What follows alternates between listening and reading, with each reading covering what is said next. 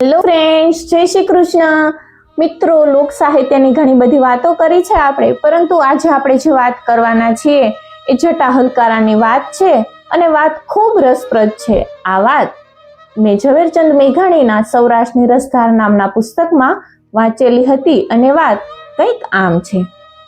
બાયલા ધણીની ઘરનાર સમી શોક ભરી સાંજ નમતી હતી. આવતા જન્મની આશા જેવો કોઈ તારલો તબકતો હતો. અંધારિયાના દિવસો હતા. એવી નમતી સાંજના ટાણે આંબલા ગામના ચોરા ઉપર ઠાકરની આરતીની વાટ જોવાય છે. નાના નાના અડધા નંગા પુંગાળ છોકરાની ઠઠ જામી પડી છે. કોઈના હાથમાં ચાંદા જેવી ચમકતી કાંસાની ઝાલરો ઝૂલે છે ને કોઈના માથા ઉપર નગારાની દાંડીઓના ઘા કરવાની વાટ જુએ છે. સાકરની અક્કેક ગાંગડી, ટોપરાના બબ્બે કરચો અને તુલસીના પાનની સુગંધવાળા મીઠા ચરણામૃતની અક્કેક અંજળી વહેંચાશે એની આશાએ આ ભૂલકા નાચી રહ્યા છે. બાવાજીએ હજી ઠાકર દ્વારનું બારણું ઉઘાડ્યું નથી. કૂવાને કાંઠે બાવાજી સ્નાન કરે છે. મોટેરાઓ પણ ધાવણા છોકરાને તેડી અને આરતીની વાટે ચોરાની કોર ઉપર બેઠેલા છે. કોઈ બોલતું નથી. અંતર આપોઆપ ઊંડા જાય એવી સાંજ નમે છે. આજે તો સંધ્યા જરાય ખીલી નથી. એક જણે જાણે સંધ્યા ન ખીલવી એ મોટું દુઃખ હોય એવે હળવેથી સંભળાયું.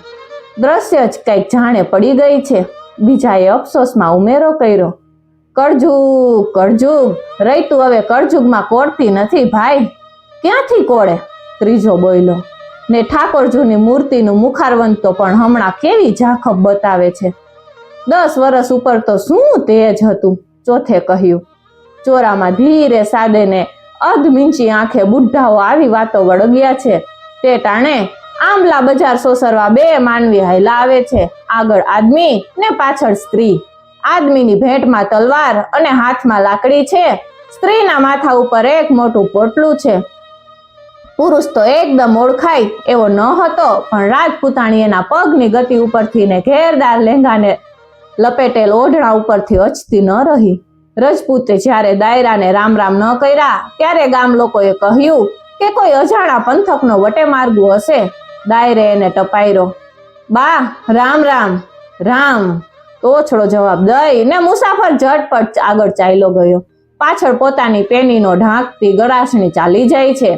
એકબીજાના મોં સામે જોઈ ને દાયરાના માણસોએ સાદ કર્યો, અરે ઠાકોર, આમ કેટલે જ જવું છે? આઘેરે જવાબ મળ્યો, તો ભાઈ રાત અહીં જ રોકાઈ જાવ ને. કાં? કેમ તાણ કરવી પડે છે બા? મુસાફરે કતરાય ને વાંકી જીભ જલાવી. બીજું તો કાંઈ નહીં, પણ અસુરું ઘણું થઈ ગયું છે ને વળી ભેરા બાય માણસ છે તો અંધારામાં ઠાલું જોખમ સીને ખેડવું. વળી અહીં ભાણે ખપતી વાત છે. સૌ ભાઈઓ છીએ માટે રોકાઈ જાવ ભા. મુસાફરે જવાબ દીધો, બાવડાનું બળ માપીને જ મુસાફરી કરું છું. હું ઠાકોરો, મર્દોને વળી અસુર કેવા? હજી તો કોઈ વળીઓ દેખ્યો નથી. તાણ કરનાર ગામ લોકોના મોં ઝંખવાણા પડી ગયા. કોઈએ કહ્યું કે ઠીક, મરવા દ્યો એને. રજપૂત ને રજપૂતાણી તો આગળ ચાલી નીકળ્યા.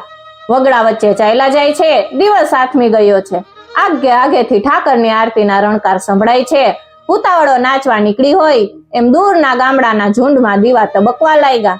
અંધારે જાણે કંઈક દેખતા હોય અને વાચા વાપરીને દીઠેલી વાતને સમજાવવા મતતા હોય તેમ પાદરના કૂતરા ભસી રહ્યા છે.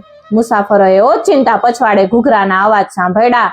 બાય પાછળ નજર કરે ત્યાં સણોસરાનો હલકારો ખંભે ટપાલની થેલી મૂકી હાથમાં ઘૂઘરાળું ભાલું લઈ ને અળબુજ જેવો ચાલ્યો આવે છે. કેડમાં નવી સજાવેલી અને ફાટેલા મ્યાનમારી તલવાર ટીંગાઈ છે.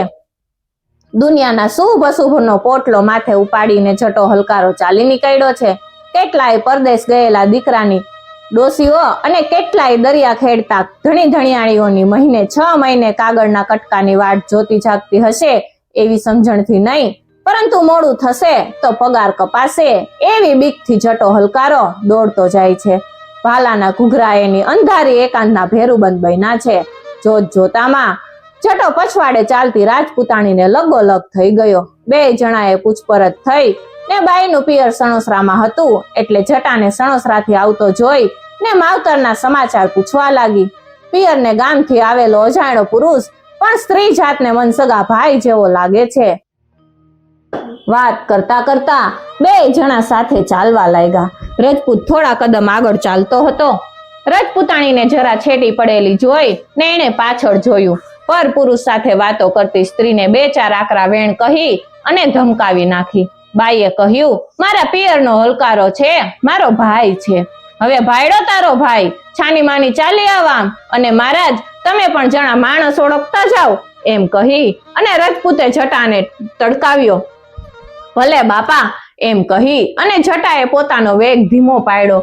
એક ખેતરવાનું છેટું રાખી ને જટો ચાલવા લાગ્યો.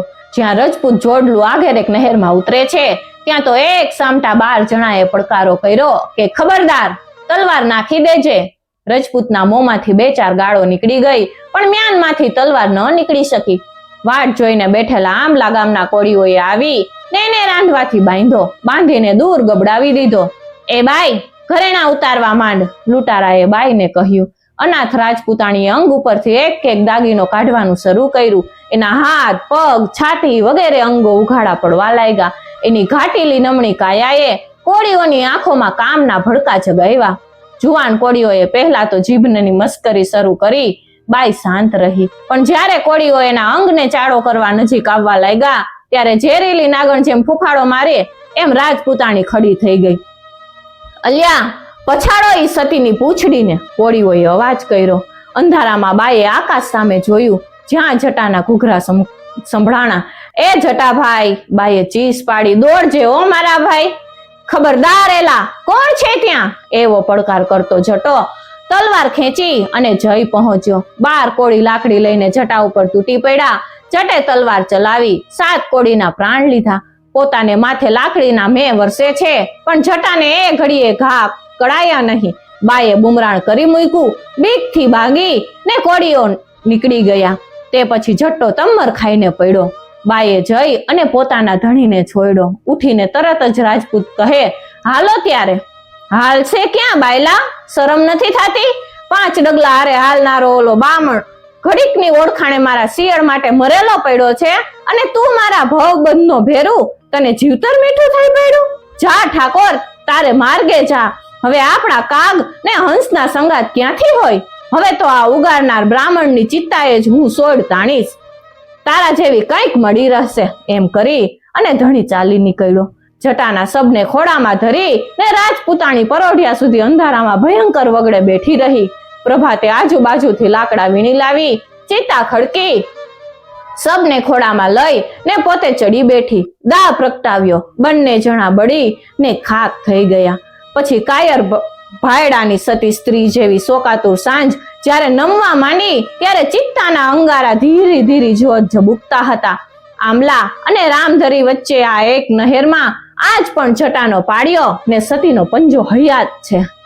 મિત્રો, જો તમને વિડીયો પસંદ આવ્યો હોય તો વિડીયોને લાઈક કરી દેજો. ચેનલ પર નવા હોય તો ચેનલને સબસ્ક્રાઇબ કરી દેજો અને પાસે આપેલા બેલ આઇકોનને જરૂરથી પ્રેસ કરજો, જેથી આવનાર નવા વિડીયોઝના નોટિફિકેશન સૌથી પહેલા તમે મેળવી શકો. અને એક ખાસ વાત મિત્રો, વિડીયો બનાવવાનો ઈરાદો કોઈ પણ વ્યક્તિ, જ્ઞાતિ, જાતિ કે ધર્મને ઠેસ પહોંચાડવાનો કે કોઈનું આડું અવળું બોલવાનો નથી, પરંતુ આ વિસરી રહેલી લોકવાર્તા, લોકકથા, લોક સાહિત્યની વાતોને લોકો સુધી પહોંચાડવાનો છે. Thank you for watching.